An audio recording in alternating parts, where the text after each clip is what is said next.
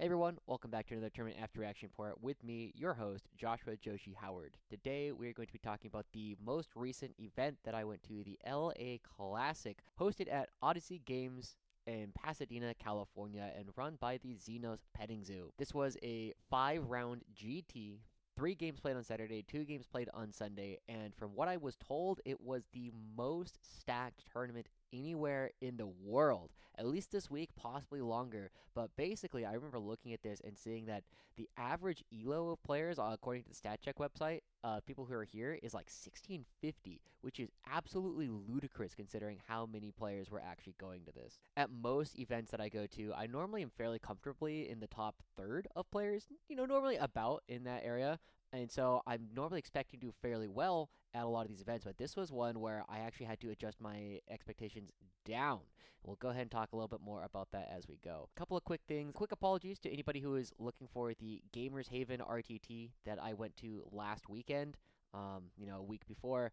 To be honest, for full disclosure, I have depression, and it tends to be a fairly cyclical depression. And last week it was hitting me pretty bad, so it did not help. I was not able to get that one out, and at this point, I probably won't do it. If you are interested in seeing something about that game, though, I was one of the streamed games. I was game 2, where I played up against Joshua Gilbertson and his Death Guard. So if you're interested in that, go ahead and check out the Riverside Ripper Swarms on YouTube, and you'll be able to see at least one of the games that I did there. Quick recap of that event, though. I played up against Zach and his Chaos Space Marines, and I won that one 100 to 81. My second game was on stream, and I will let you guys go figure that one out if you are interested in seeing. And my third game, I played up against Jordan and his Orcs, and I won that one 89 to 62. The biggest thing I'll say about that one, Zach might be one of my new favorite opponents to play against. Very fun guy. It was not a particularly close game, but he took everything in stride, and I really, really enjoyed playing against him. And then the other thing is, assassination into guard is a bait most of the time. There are some builds where you can go assassination into people who are running Deathcore Krieg blobs because they will have characters in them, but if they aren't doing that, it's usually too hard. Half of our characters are going to be in our castle in the very back, and the other one is going to be Gaunt's ghost, and he's going to be jumping around all over the place, so it's really hard to actually kill our characters effectively. With that, though, I've said this every single time, I think, but hopefully I'm going to keep this one relatively short, so let's go ahead and launch into the list that I brought to this one. Now, some people will find a kick out of this. I named this list an ode to Nicks. There's a Nick Jagello from Team Canada, and then one of our local Nicks, Nick Garcia, who is also a guard player, who loaned me a couple of Medusa Carriage batteries for this event. But I'm going to go over the list fairly quickly. We brought Gaunt's Ghosts, Lord Solar, Ursula Creed, and Ironhand Straken. We brought a Platoon Command Squad with a Mortar, a unit of Catachan Jungle Fighters, which was attached to Lord Solar every single game. I saved 5 points, moving from an Infantry Squad with a Mortar to the Catachan Jungle Fighters, which did help me fill out the rest of the list. I had 2 units of 6 Bullgryn, 2 units of 10 Kasrkin, both with double melted, double plasma, 3 Medusa Carriage batteries, 2 units of 10 Attilan Rough Riders, 2 Cyclops demo vehicles, a Manticore, 2 Scout Sentinels with las cannons, and a Chimera with double flamers. Now, all of this together ended up being, the idea is it's a very high pressure list. You use the Rough Riders and the Kasrkin to just constantly, throw them at people, kind of like Pokemon, and you rapid ingress the horses basically every time that you can. They move 12, they can move 15 and still charge. They have the grenade stratagem. They're really good for doing tactical because they're just really, really fast. We'll go ahead and talk about the things I did like and did not like as we get towards the end. I'm talking fairly fast. I've said this almost every single time. I think this will be a bit of a shorter video. Let's go ahead and talk about the lay of the land. This was a 49-player GT with 5 rounds, all being played on Games Workshop Terrain Setup 4 and Terrain Setup 3 on days 1 and 2, respectively. With the number of players that end up coming to this one, there was a lot of very strong players.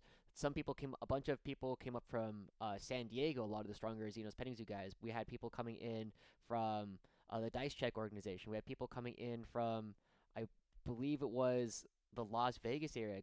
We had strong players coming in from Team Zero Comp as well. So a lot of strong players were coming in from, at least a little bit out of town. I would say it was a bit of a regional, but very, very strong players. On average, according to the stats that I was keeping, the average elo of players at this event was 1,600, which is incredibly high according to the StatCheck website. Now, of course, elo is much better the more games that you play, and so with that in mind, there were a lot of people who had played a lot of games. It was a very, very strong event. But some notable things, there were only one Necron player and zero Custodes players in the entire event. And in fact, there was a lot of Death Guard, a lot of Thousand Suns, a fair number of Grey Knights, a couple of Tau players, a couple of Guard players, and then a smattering of just about everything else that you can think of. But absolutely no Custodes and only one Necron player, which is pretty good overall matchup-wise for me. I do know that Death Guard is a rough matchup for my list, but Thousand Suns was something that I had never played before, and it's an interesting army for sure. It's something that I did not have a whole lot of experience into. The other one, there's a number of Sisters players that I also have no experience playing that army, and I still don't. I ended up not playing Sisters the entire weekend, and so hopefully I'll get a bit more of a chance to play against that army in the near future. So let's go ahead and talk about the first game. I'm going to be doing something a little bit different today. I'm kind of going to be breezing through the games that I win, and there's a couple spots in the games where I lost, where I do want to take a bit of a deeper dive into and talk about more there. So let's go ahead and talk about our first game. Our first game was going up against RJ and his Tau. He was playing triple Cadre Fireblade, triple Breacher Team, double Devilfish, double Barracuda, single Ghost Keel, double Piranha, triple Riptide, triple Tetra. Fairly interesting list. The biggest thing here is, of course, the Barracudas, which are units that I had never seen before, but they do quite a bit of damage. And because they're aircraft, they just move across the board and kind of shoot whatever they want. It was a neat list, and aircraft in this edition kind of function like indirect in a lot of ways, right? Because you're going to be shooting at things with true line of sight and largely ignoring the footprints of things. It means that as long as you can move around, and with the terrain that we had at this event, there was very little like really actually large walls, so the aircraft can kind of pick and choose whatever it is that they want to shoot at. We played this one on Games Workshop terrain number 4, search and destroy, sweep and clear, so everything in both armies had the sticky rule, and take and hold. Now, because I end up winning this game, I'll go ahead and talk about it fairly quickly. I end up going with something pretty standard, which I normally do into Tau, where I go bring it down and deploy teleport homers. I end up scoring 38 points on secondaries, where it's Tau. I killed some vehicles. They just have a bunch of units that are basically VP pinatas that you shoot them, and hey, look, you get 4 VP for doing it. And then I was able to deploy teleport homers in his DZ 3 times. I ended up scoring 45 on primary. I only had one turn where I scored 3 objectives, but I did forget that everything in both armies had sticky, so I might have been able to get 5 more points, but I don't remember super clearly. So the big thing about this game is I went first, and then on turn 2, RJ Rapid Ingresses a Barracuda up here. And then on his turn 2, this Barracuda jumps all the way over here, and he brings in another Barracuda basically in the same spot. And then from here, Tau have a cool, very rarely used stratagem called Coordinate to Engage, where the thing that is guiding one target also benefits from the guiding that it gives to something else. So he used blue Barracuda here to guide at things in my castle here, and then red Barracuda also shot. And they mostly just shot at Lord Solar's unit. And we talked a bit about it after the game. These two things did less damage than he was expecting, and Lord Solar's unit ended up living. I think he killed everything except for the platoon commander and Lord Solar, which still meant that I was able to give orders to everything down here. The Manticore still received orders, all 3 Medusas still received orders, and they were still operating at full efficiency. The only thing that I lost was the ability to project orders across the rest of the map with Lord Solar, which meant that, like Bullgryn and like Kasrkin and like horses were not as effective as they could be, but they had already done enough damage, and my indirect was really where the bulk of my damage was in this game. And we both kind of agreed that that was the major defining thing that decided how this game went. Also, RJ really struggled with center control in this game because he did not have a lot that could really get Bullgryn, who are like staging here and here, to get them away from it, and he ended up having a lot of situations where he just could not control this part of the board, and as everybody who plays 10th edition knows, this part of the board is the most important part in the entire game. Because he didn't have a lot of board control, it meant he bricked a lot of secondaries, he did not score capture enemy, deploy teleport homers behind enemy lines, because aircraft do not count for behind enemy lines. He ended up pitching defense stronghold, because at the time I had like guys here and here that could threaten to do it. Uh, so it was not a sure 3 points. I'm ditching that, and then he was not able to do attempting target on turn 5. He got investigate signals for 4, but he also had assassination, and I don't remember. It looks like we didn't give it to him. I think we rolled some dice to see if he could kill like Lord Solar here or something. Either way, ended up not being enough, and I ended up winning this game 93-54. See, told you it'd be pretty fast. With that, let's go ahead and start talking about game 2. This one I played up against Mark Farrick and his Tau. Mark was playing Tau, but he was also playing a very different list than RJ was. Apparently, they had talked about it, and there was a world in which Mark ended up bringing RJ's Barracudas, but apparently Mark didn't want to do it because he didn't have any games on them. He wasn't comfortable doing it, so wasn't sure what he'd end up doing. Anyway, Mark's list was Long Strike, 3 Cadre Fireblades, 3 Breacher teams, double Ghost Keel, double Piranha, triple Riptide, a Skyray, triple Tetra, and then double Devilfish. And I will say it now, and I'll say it again later, Devilfish are so broken, you guys. For 75 points, they are tankier than a Rhino with 3 extra wounds. They have way more guns. They have the Assault keyword, and they also are able to advance and disembark a much scarier payload than most of the things that ride in Rhinos. We also played this one on Games Workshop Terrain Setup 4 with Crucible of Battle, Chilling Rain, and Sights of Power. And Sights of Power is a bit of a tougher mission for my army just because it is... or I have relatively few characters that want to be playing the middle of the board in this mission. Not in this mission, in this list. Just because you have Lord Solar, Ursula Creed, and the Platoon Commander that all just want to sit in the castle the entire game, and really it's only Gaunt and Colonel Straken that want to be playing forward into the objectives. And at least on this game, the Sights of Power on Crucible of Battle does mean that there's a lot of open firing lines. But basically, this one is pretty much entirely in the open. This is almost entirely in the open, and this is also almost entirely in the open. So you can realistically, you can hide guys like here and like here so that this angle can't shoot and this angle can't shoot, but it's also really tough because this angle and this angle still get to shoot. So it's really hard to actually hide characters here, which does make it a little bit tough. My characters are not particularly durable, especially since I was running solo Straken most of the time. So he just kind of would hang out in a lot of different places. This one, I ended up losing, so there is a very teachable moment here that I did end up having. There's some very teachable, like, concepts for myself. The first one is, as normal, you know, I have my castle back here, very normal stuff. I end up deploying a Chimera somewhere in here. And then I also ended up deploying Kasrkin on the line somewhere around here with the intention that kind of no matter what, I can either scout move them into about here, maybe here, and then maybe kind of across, depending on who ends up going first. I can keep them fairly safe. Same thing with this Chimera is if I go first, cool, it's going 10 inches to here, and if I go second, cool, it's going to go hide in this ruin. Like, alright, cool. I do end up going first, and crucially, 36 inches from here hits about here, right? It means that I can get a little bit of his objective, almost everything on the line, and absolutely cover everything with my Medusas. Everything in No Man's Land is always going to be shootable by the Medusas just because everything is within 36. And what I end up doing is this Chimera ends up going,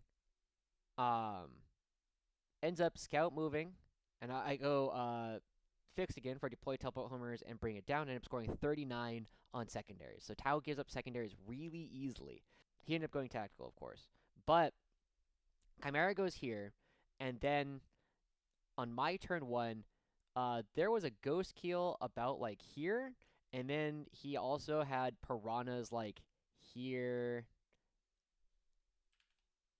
here, and then there was, like, Tetras here or something like that.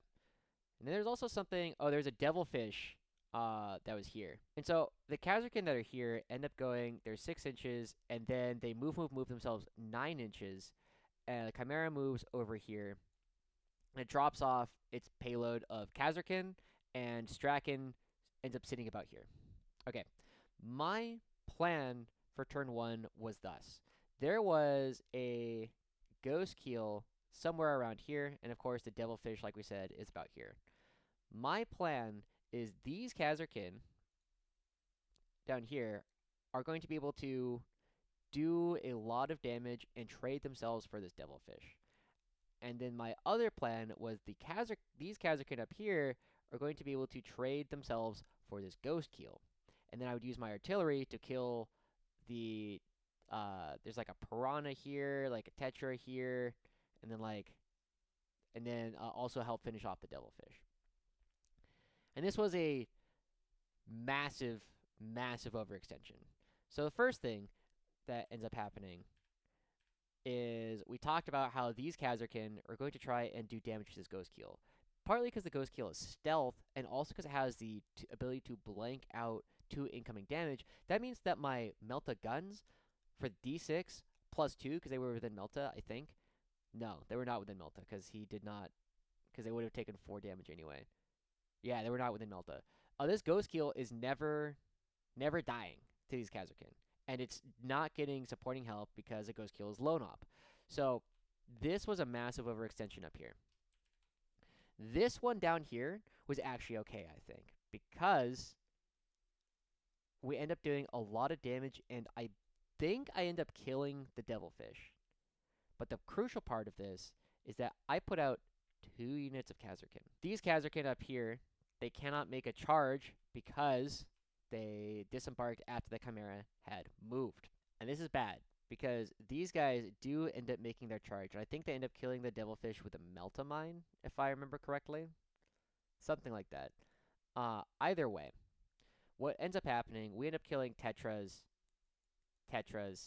Devilfish. That's pretty decent. The problem is, on his turn 2, he's got a Piranha here. It moves to about here. And then it forces this unit of Kasrkin to take a Battle Shock test. And they fail. And that means that it is trivial for Tau to kill this unit of Kasrkin on his turn 1. This unit of Kasrkin over here becomes stranded. And Mark is a good enough player to know that you do not kill a unit of your opponents that they are simply going to be able to bring back. And one of the things that Tau benefits from is because their melee is so bad, he can charge things into the Kasrkin, and then they aren't going to be able to do anything on the next turn, because I'm never killing them in melee with Guardsmen. He's never killing me, and I can't fall back and do things with these guys.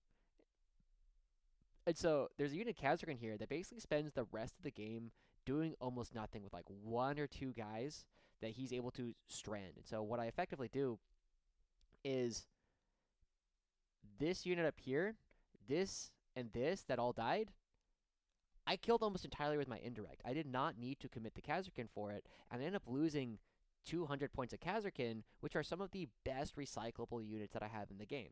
And because it happened so early on, I end up throwing away 2 of my best tools, and so the rest of the game I'm mostly just playing with Bullgryn, which Tau don't have a ton of trouble dealing with because Riptides have damage 4 weapons, and damage -1 is damage 3, and a 6 of Feel No Pain only saves a guy about 30% of the time, which means that he's very efficiently clearing Bullgryn. Also, something my roommate has said, and Mark didn't say this out loud, but I know he knows it, is that you don't really care if the battle suits are in melee with Bullgryn, because the Bullgryn, they'll do 2-4 damage to a battle suit per turn on average, but his battle suits can fall back and shoot.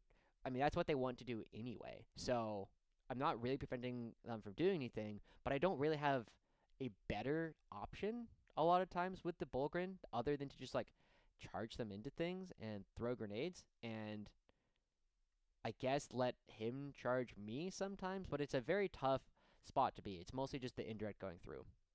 But because I lost so much of my tools early on in this game because I overcommitted them, I ended up scoring 12 points on primary this entire game, and that's where I end up getting slaughtered. Even though I outscored Mark on secondary, he ended up scoring 45 on primary, especially because in the latter half of the game, he was scoring 15, 12, 15 on primary. So the biggest learning moment here is, of course, stage. keep your guys safe. I had relatively early on put Bullgryn like here, and I think at some point these Bullgryn deployed a Homer, and these guys just kind of hung out and like I think they ended up charging over this way at some point and cleaned up some breachers. But yeah, I mean that's about it. There's a lot. I feel like I could have done better if I had these Kasrkin alive. So imagine if this Chimera had instead like moved here and just held guys inside. Like it's okay if I'm not scoring this, or maybe even just like stuck a toe out onto this objective here, where it's hard to kill, and then if he tries to kill it, I spill out guys and score more primary. I mean, instead of just scoring the 3, I'm scoring 6, probably, on turn 2, which helps. Maybe Straken lives, maybe I'm scoring 9. Like, that's a big difference in the way that this game could have gone. But yeah, overall, this one, I overextended, and I ended up scoring 61 to Mark's 88. And I don't feel too bad, because Mark ends up going 5-0 at this event. So, you know, I ended up losing to someone who ended up getting 2nd place. After that, let's go ahead and talk about Game 3. I played into Junior and his Votann. And Junior was one of the players that I looked at this event and was like, oh my gosh, this guy is going to be a very tough player to play against. And his Votann list was Brokir Ironmaster, an Einherjar champion with the Grim Demeanor enhancement, a Call, 1 unit of 10 Hearthkin Warriors, 3 Sagittars with missile launchers, not with the casino guns, 1 unit of 6 Thunderkin, 1 unit of 3 Thunderkin, 1 unit of 5 Berserks with Mauls, 1 10-man unit of Hearthguard, 1 5-man unit of Hearthguard, a Hecaton Land Fortress, and then 3 units of 3 bikes. This one we also played on, if you haven't noticed by now, these are all custom missions. This one was on Games Workshop terrain number 4. It was priority targets, sweeping engagement, and hidden supplies. So instead of just this objective in the middle, which we'll cross out, there was one about here and about here. Crucially, you could stand guys like here and be on the objective. And now I realize they kind of look like eyes or something else. Anyway, another crucial thing is if I have my box of my castle. Anyway, if I have my castle basically like this, the 36-inch range hits about that, which means that you can hide guys on the home objective like back here who are not hittable. You can have guys here and here which are not hittable, but anything up here or here I can shoot with indirect. And of course the Manticore, I can shoot tables away. We both end up going tactical this game, and I make two major mistakes.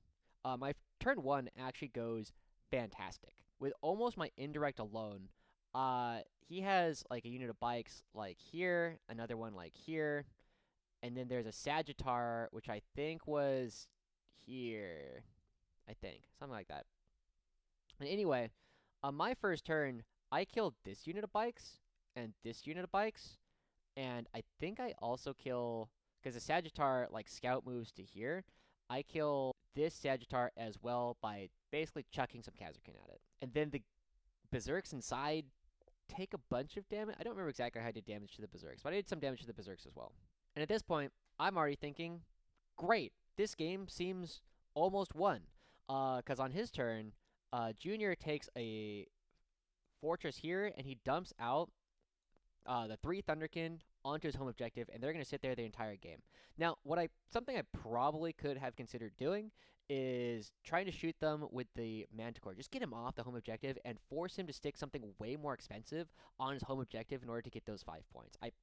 Something I probably should have considered doing, but the only thing that could have shot them was the Manticore. But if I kill 2 of them, suddenly they have to start taking battle shock tests, and killing 2 of them is fairly reasonable.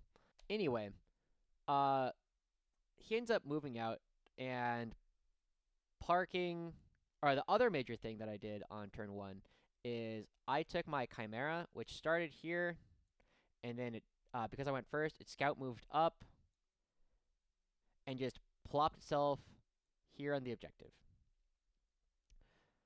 Junior took his Sagittar and came down, and then parked another Sagittar like where the first one had died, so, you know, somewhere in here. And one of the things that I realized I did wrong in this game, we talked about it, was after Sagittara came down and dropped guys out and took this objective from me and also killed the Chimera, instead of dropping my guys back here where they were relatively safe, I tried to put them here in order to try and out-OC him, which was wrong because I was never going to out-OC him. He was always going to be shooting my guys off this objective, and if my guys are back here, they're not shootable this way, and a lot of this shooting is out of range. That was mistake number one. My second mistake was on turn 2, I do all of my movement, and I leave Junior a perfect spot here. And I ask him, does he want to rapid ingress? And he says no. And I'm like, okay, cool. Because he and I both realized that if he rapid ingresses the 5 Terminators, the Hearthguard here, they're going to die.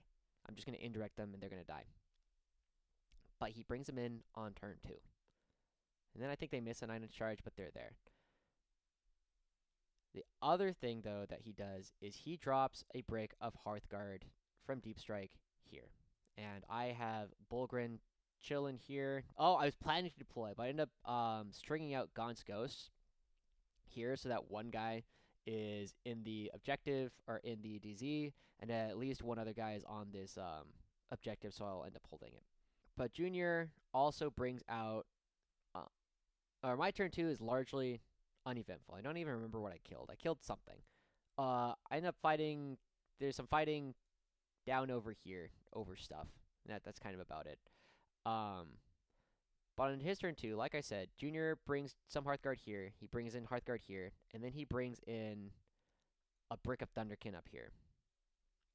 And these Thunderkin light people up. They do a bunch of damage to Bullgryn here. They chip away some of Gaunt's Ghosts here.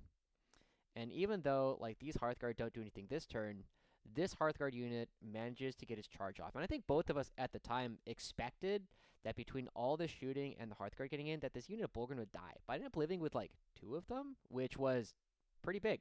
And then this is where in our post-game breakup, or post-game debrief, Junior said I made my biggest mistake. Well, second biggest mistake, because I think letting in guys here was probably mistake number 1. Like, the biggest thing that ended up losing me the game. On my turn, I take pretty much all of my indirect here. I fall back these Bullgryn, so they're on the point. And all 3 Medusas and the Manticore put all of their shooting here into the Hearthguard. Oh, also, on his turn 2, I rapid ingress horses, something like this, so that they're not shootable by the Hearthguard and they're not in range, but I will be within range to charge. And then these horses that are here end up going and charging these guys. Now, I end up killing like 4 of these guys and like 7 of these guys. And I'm sorry this is already becoming a mess, but I kill like most of them, but not all of them. And then I also bring in horses here on my turn 3. But Junior says that these were some of my biggest mistakes. Part 1 of the mistake is the horses that are over here. He can take his Thunderkin, and they only move like 5 inches. And he can get like 3 or 4 of them to shoot at these horses. And I think like they live with like 2 or 3 horses, right? It's almost nothing. I had a unit of Bullgryn here that could have come over, and between these Bullgryn and these Bullgryn, I could have made a ring, something like this, such that the Hearthguard that are hanging out here cannot get into my castle. This unit of Hearthguard is tied up with horses for a couple more turns.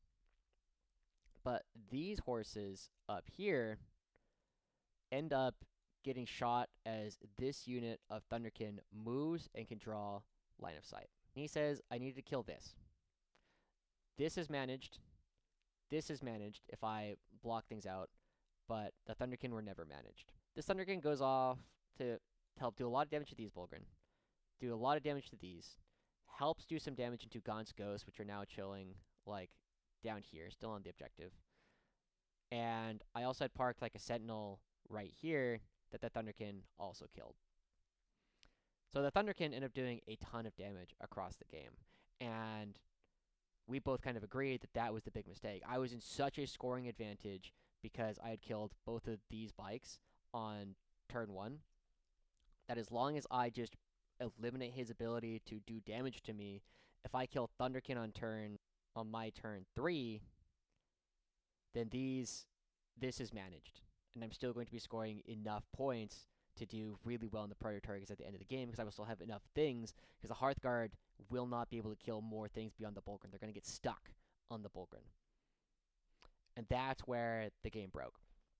So ultimately, I ended up losing this game 54 to 100. And I'll be honest, I have never felt so outclassed in a game of Warhammer. I've lost much worse games, like much bigger score differentials than this one against Junior. But usually, like my game up against Tyler and his Chaos Demons a couple weeks ago, it was because, like, oh, I did some prep wrong. I, got blown out because I did not do math properly. Like, that's fine. And then there's other times like, oh, this is just a matchup where it's not possible for me to win. Or, oh, I played up against Knights on Dawn of War deployment. Like, my bad. Darn. Like, I just lost too much. I got alpha struck too hard. I could not come back. This was a game where I do not think a player who is not of Junior or close to Junior's caliber of player could have beaten me this decisively. And I really actually enjoyed that because, one, he ended up talking with me a lot after the game. Like, he gave me a lot of tips. But it's also really nice to know, like, hey, this is something I can aspire to. This is a player I can hope to be able to emulate at some point, which is really nice to actually play against them in person. So thank you so much to Junior for helping me understand this game better. And hopefully I'll be able to give you a better game next time we play. After that, that was end of day 1. I ended up going 1 and 2 on day 1, and I felt okay about it. Mark is a player that I think was beatable. He's obviously a strong player. I think I could have beat him. Junior is a player that I like I said, like, I don't know what I could have done differently. Or no, that's a lie. I know what I could have done differently. I do not think I should beat Junior most of the time, not because of my list, but because I was not on point. Like, I think on my best day, and especially how the game started, I could have beat him, but the way that things went and, like, my mindset in the time, I do not think I ever could have beat him. At least not yesterday. I think I can beat him on a day that I'm playing well.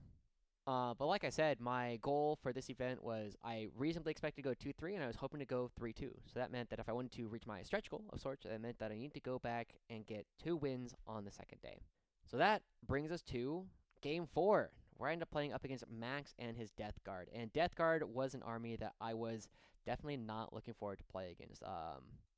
It's just an army that is tough because you can get effectively -2 in melee, and with Bullgryn and horses, that is a horrible, horrible debuff to have, because one of them is a minus ballistic skill, one of them is a -2 hit, and that means that they do stack.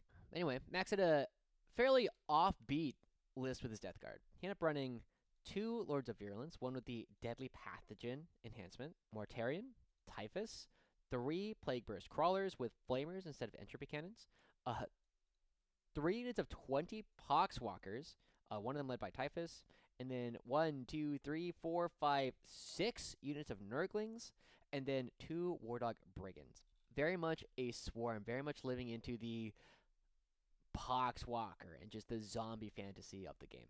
Now, some of you looking at this might be like, Josh, what are you doing? This was not played on Hammer and Anvil, it was played on Crucible of Battle. It was originally listed as being on Hammer and Anvil, and that is what I practiced the event on. So I know it used to be said that my PDF that I had downloaded at the time listed that it was on Hammer and Anvil, but at some point it got changed to Crucible of Battle, and I did not realize this. And so by the time we got to this mission, it was still listed as being under Hammer and Anvil for my app, and nobody told me, or rather, Max did say it, but I said, no, I'm pretty sure it's Hammer and Anvil, because I have it in my app, look.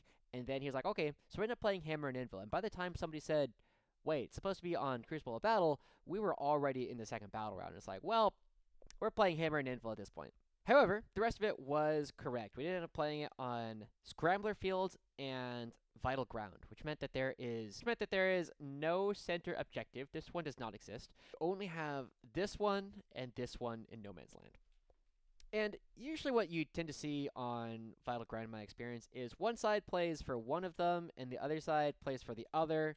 And if you're able to play for both of them, effectively, you probably win. The only thing you really need to do to find a primary lead on Vital Ground, in my experience, is just ask questions. You just need to ask enough questions about the one your opponent is not, like, playing for or you just need to ask enough questions about the one where they are primarily playing for, and then answer the questions their opponent has on the other one. The other major thing that you can do is, because your opponent's home is worth 6 points instead of just 5, if you can play there, it is an 8-point swing every turn if you are controlling your opponent's home objective.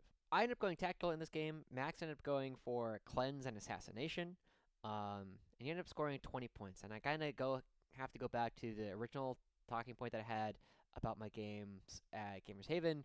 Assassination into guard is very much a trap, just because, like I said, 3 of my characters are going to be playing here. My other 2, like Colonel Straken, cool, like, you can have him, fine, whatever, you can have 4 points. And then Gaunt's Ghost is going to be hopping. Sometimes he's here, and the next turn he'll be here, and the next turn he'll be here, and it's just like, it's so hard. Effectively, you can maybe get 8, and if you are already in my castle, it does not matter what your secondaries were. It's just over for me at that point anyway. So whatever your secondaries were, if you went tactical, fixed, you're going to be able to kill me no matter what. If you are already dealing with my characters in my home objective because you're mailing them to death, you have won the game.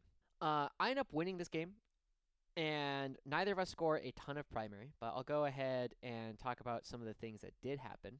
Max ended up having 3 units of Poxwalkers. One of them marched this way, one of them marched this way with Typhus, and one of them marched this way. He had a couple of Nurglings kind of hanging out like here, and then he had the 3 Plagueburst Crawlers playing like here, you know, kind of as a unit, and then Mortarion was oftentimes like here, trying to give out his auras. You know, his auras of stink. In this game, I think the most interesting decision that I made was I had my Chimera start like here, with the idea that if I went second, it could scout move and just kind of hide behind here. And then if I went first, it could move 13, or it could move 6 plus 13 with move to basically be like here on turn 1. The decision I ended up doing was, yes, I scouted here, but then the Chimera ended up like chilling over here. It dropped off Straken, but the Kasrkin that were inside just advanced their way over this way, and they ended up playing somewhere in here for a while. But the biggest things that I ended up doing on this game was I just threatened to limit Max's cleanses basically all game. Because Nurglings are OC0, they cannot control objectives, and he ended up only scoring 12 on cleanse. Probably because he didn't have as many places to cleanse, which is kind of funny because he's a Nurgle, ha ha ha. But, you know, I would control this one sometimes, and then I would control this one a lot.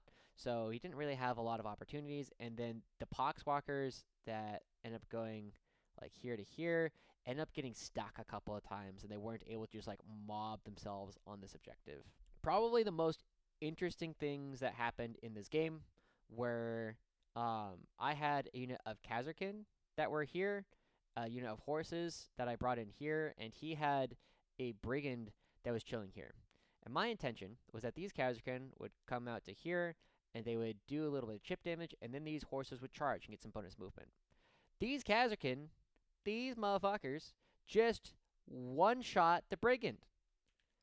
Like, I just spiked my Meltas all of a sudden, and the brigand exploded. And that meant that these horses not only took some damage, they did not get the extra like 6 to 8 inches of movement. These Kasrkin took a little bit of damage, and suddenly these horses are like, well, I don't know what we're doing with them.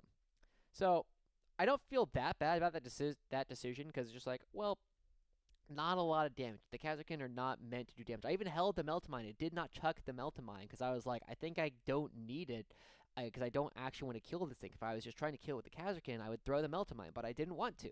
And the only other really interesting thing I remember doing was at some point I brought Kasrkin in over here, and they got into a melee fight with a Plague Burst Crawler here. And at this point, I have like 3 guys in the unit, and I draw Capture Enemy Outpost. And so what these guys do, or I drop Gaunt's Ghost over here, the 9-inch charge to the Nurglings that's holding his home objective or sitting on them, and these guys fall back, and they put themselves on the objective. And so then this overwatches them and kills it. And I remember him asking me, uh, "Is that what you were intending to do?" Because I spent 2 CP, and I ended up bringing them in like over here with Gaunt's Ghost here, with the idea that between the two of them, I now have 2 9-inch charges, one of which I can reroll. And he asked me, he's like, "Was that the intent that you wanted me to overwatch them such that you could get them back?" And I was like, "Yeah, I mean, I either wanted you to overwatch them, so I got them back, or if you didn't overwatch them, I just got Capture Me Outpost for free, and Gaunt's Ghost can just kind of chill over here and be safe."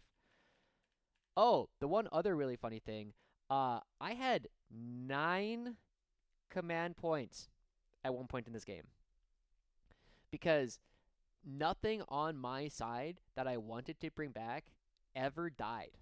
In the bottom of turn 3, I ended up spending 6 command points. And I remember one of them was because he overwatches something, like over here, I think, and it dies. So I spend 2 CP for that. Then I charge horses, or what's left of my horses, like over here, into something, and they die. So then I spend another 2 CP. I spend 1 CP to chuck a grenade, and I spend another CP to re-roll something at some point, which means that altogether I spent 6 of my 9 command points in the bottom of turn 3. But, you know, that's more of a, that was funny than anything else. So, end score for this one, I end up winning this one 74-51, which means that I am now 2-2, and I go into my last game. And oh man, even thinking about this one now is a little bit painful, I suppose you could say, because I ended up playing up against Nico and his Thousand Suns. And Nico was running a pretty unusual Thousand Suns list, and he even calls it, the name of his list is T-Suns Screw Cabal Points. I think at most he had like 11 Cabal points in a turn.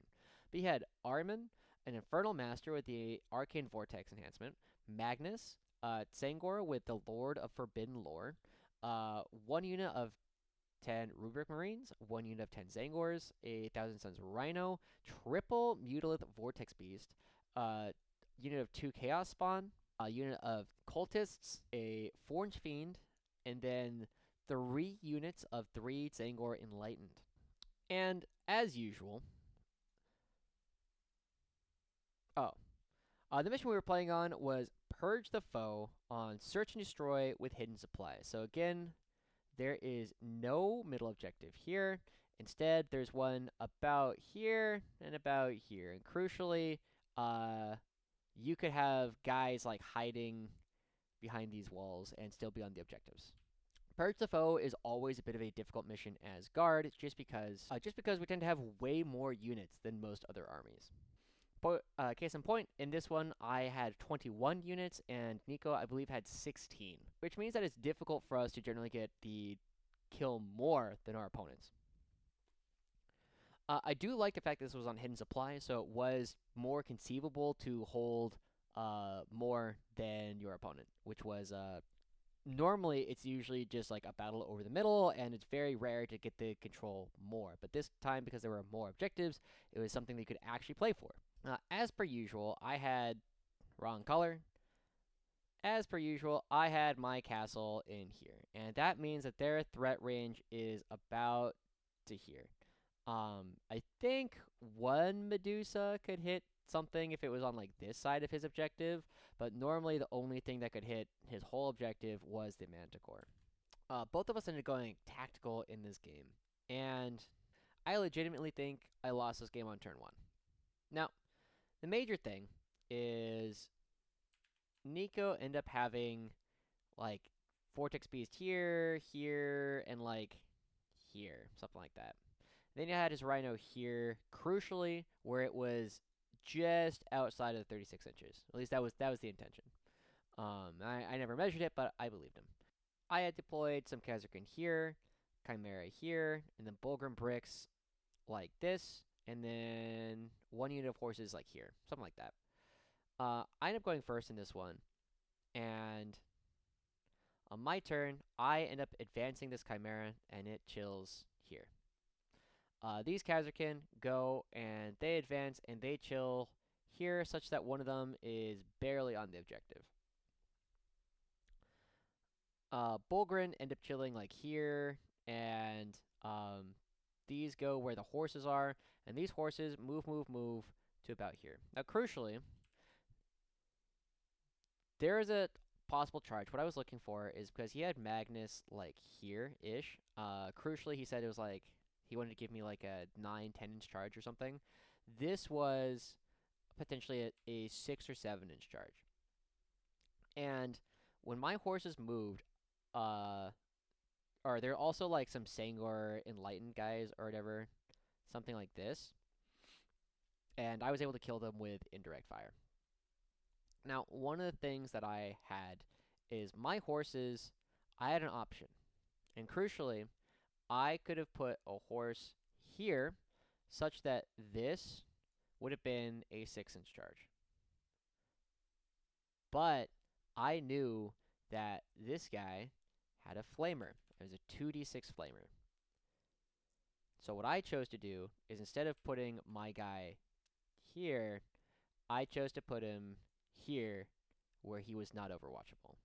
And crucially, that went from being a 6 to this was a 7. Now, my worry at the time, and this is the major worry, is that if I am here, if I am in the close spot and he overwatches, I thought that his flamer was 2d6, strength 6, AP -2, damage 2.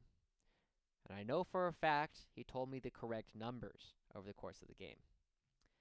However, when you're going over your armies at the beginning of the game, you know, you hear a lot of numbers and you're like, yeah, okay, cool.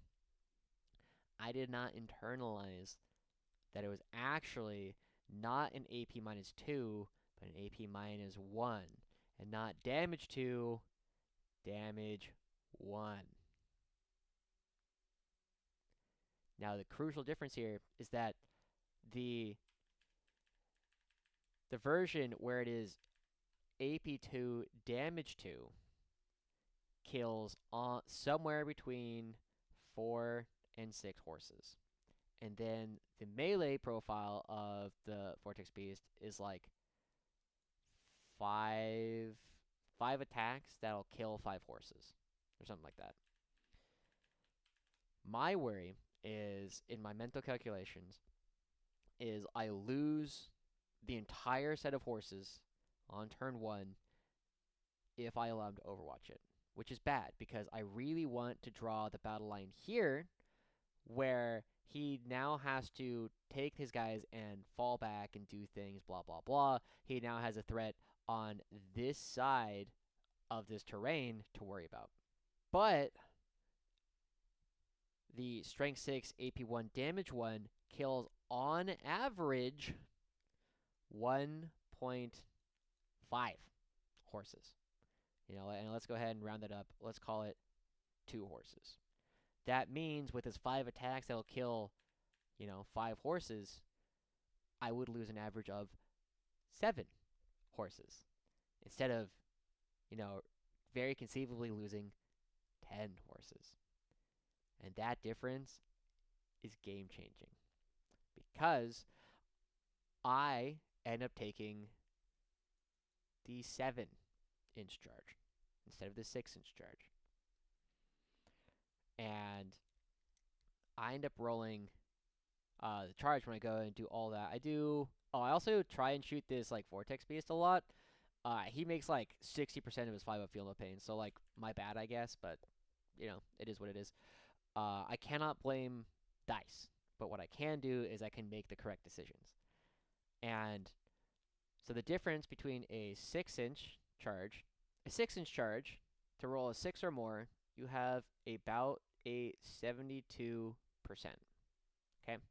A 7-inch charge is about 58% to get that or more. Okay? This is already a 14% difference. Okay? Now, you have to include the ability to re-roll it. And re-rolling a 6-inch charge is about a 92% charge to make. And the 7-inch charge with a re-roll is about an 83% chance to make. That's about 9. I'm going to round it up to 10. It's about a 10 percentage points more likely that you get the 6-inch charge off than the 7-inch charge off. It's about 14% without a reroll. And anyway, I go to roll this charge. And I roll a 6. And I go and I CP reroll it because I really, really want this charge to get off. I don't remember what I rolled. I think I rolled Snake Eyes. And this was devastating. Because now my horses are strung out something like this. They are dead. They can't do anything. They're up a creek without a paddle. Now, the one thing that Nico does end up saying is they happen to be in a perfect spot where Magnus could have double moved, but he wanted to be here, right where the horses were. So now he couldn't go there, because he wanted to go move here, and then move something like this.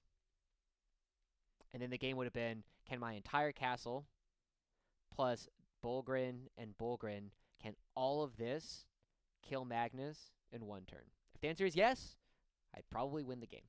If the answer is no, I probably lose the game. Which means that I'm like, well, we're doing this. We are all in on killing Magnus. Which, of course, becomes like a, well. But even if I don't kill him, like, if I just have these Bullgryn tie him up in combat, and these Bullgryn tie him up in combat, at least Magnus is not getting into my castle until turn 3 at the earliest. Anyway. That is the biggest breaking point in the game. I end up failing, I'm pretty sure, 8 charges over the course of this game. Because I remember this Chimera ended up just kind of hanging out there for a long time. But I have a Sentinel here that fails a charge. I have Bullgryn here that fail a charge.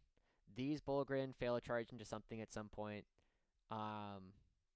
Lord Solar fails a charge. Kasrkin end up failing a charge. At some point, I bring in, like, I think Kasrkin again back here. No, I bring in Kasrkin up here at some point to try and get onto his home objective. They fail a charge. I bring in horses down here again, like the second wave of horses. They come in, they fail a charge. It's just, you know, at that point, like, it's a dice game, but I can't blame the dice. I can only blame around my ability to play around the dice. And I think the major mistake I made in this one is, again, choosing to take the 83% chance of making a charge when I could have made it in 92% in exchange for 2 horses. And crucially, that all means that the battle line, because I wanted the battle line to be something like this, okay?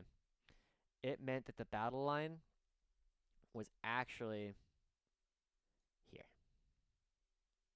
So this objective, because we're playing hidden supplies, this objective was fully on his side, and this objective was in the middle of the battle line. Whereas, you know, if the battle line was where I wanted it to be, all of these objectives were on my side of the battle line. I even ended up taking Gaunt's Ghost, and they cleared off this objective at some point, like turn 2. But I think, again, this is the charge that broke the game. I ended up killing the Infernal Master pretty much entirely, But there was a way apparently for I made Kasrkin, they made a charge where I could have like wrapped this such that things could not get out. Um, which could have been a big difference. But the Infernal Master and the Rubik Marines that were all hiding out inside here ended up coming out, moved, double moved, and then they just like flamed Bullgryn on this objective, which ended up being a big deal. I'm actually really curious. So let's go ahead and go back to this. Um, Nico said that he has a Rhino about here, and I have a Brick of Kasrkin, and this is a charge. Okay, I make a charge. Now, what he's saying is that what I can do is if I have like guys like this, okay, and there's more of them, I can take this guy and go here, and he can be within engagement range, but not basing. Okay, and then this guy could do a similar thing. So the back line comes in, and then the front line, because they can no longer base here, can go to here and to here, and then because I have a couple more guys here, pile in. Back guy blocks, back guy next back guy blocks, and then that does mean that like eventually after the pile and consolidate, my guys are something like this. And then he does not have enough space back here. Now, rules as written, it is possible, but I also asked Jason McKenzie, one of the TOs, about this, and he says, yes, it's legal, but it is very frowned upon. And so, my question to the audience then is, does that matter to you? Would you do this in your games? Because I don't know what the answer is. I don't know if I would do it. Especially because Jason is like, yeah, it's very frowned upon. But there's a lot of dumb stuff in 40k, you know? I don't know. Let me know in the comments. Anyway, like I said, so not getting this charge off was probably the single biggest dice roll in the entire game. Also, the Vortex Beast living for so long, it probably should have died, or at least gotten very low on turn 1, such that when it came over to take this tempting target, it would have died then, but I ended up having to put a lot of damage into it to kill it. Which was, dice rolls. Like, I legitimately don't feel like I did anything wrong on that one, just the dice said no. But I could not have really done anything differently about it. This one, I could have done something different about, which means that I need to think about it more.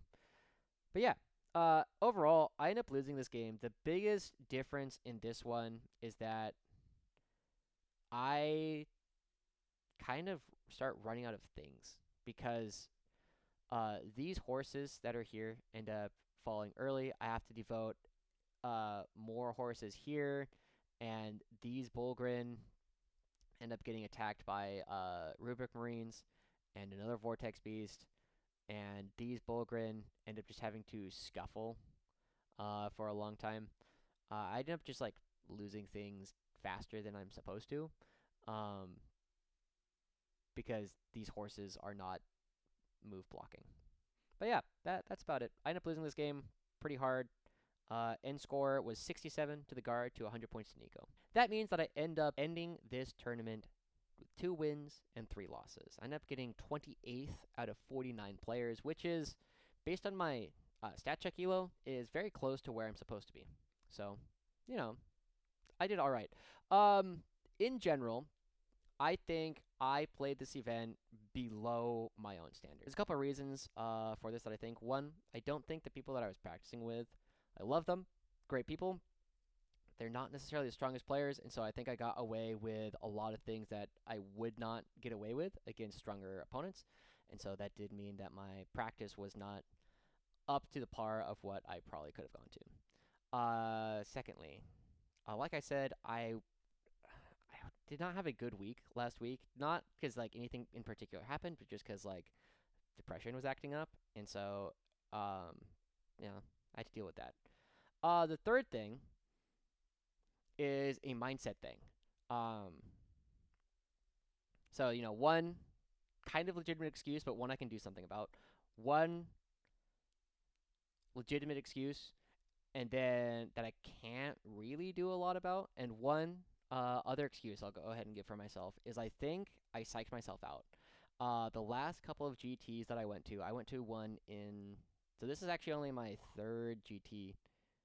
fourth GT that I've gone to. And I do feel as though when I went to Loaded Dice, I actually played pretty well. And that's the one where, again, like, I had a 13-point swing in my game 4, which meant that I lost by like 5 points or something. But I felt like I played pretty well at that event. I have gone to every GT so far, except for this one, with the attitude that I'm going to be going 3-2 for sure. I can try and go for 4-1, and if I'm having a really good tournament, I can win the whole thing. This was the first GT that I went to where I did not have that attitude. And I think it made me lazy. I think it made me not think about things that I would have normally thought about. And that's something that I have not experienced in a long time. Because normally when I've gone into tournaments, whether it be for like League of Legends or Super Smash Brothers, I'll go in with the idea of like, I don't necessarily care if I win, but I'm going to give very strong players good games. And I feel as though I did not go into this event with that mindset. And so that's something that I'm going to make sure that next time I go to an event, I will have that mindset. I will have the mindset of I'm going to make sure that the top players are always going to be worried that I'm going to be a dark horse to win this event. So that's it. Overall, a little disappointed with how I played. Uh, that's okay. That's fine. I have lots of events that I'll be going to. However, right now, so in the next couple weeks, next week, this upcoming weekend, I have a couple of friends coming in from out of town, so I'm gonna be hanging out with them. So no RTTs this weekend.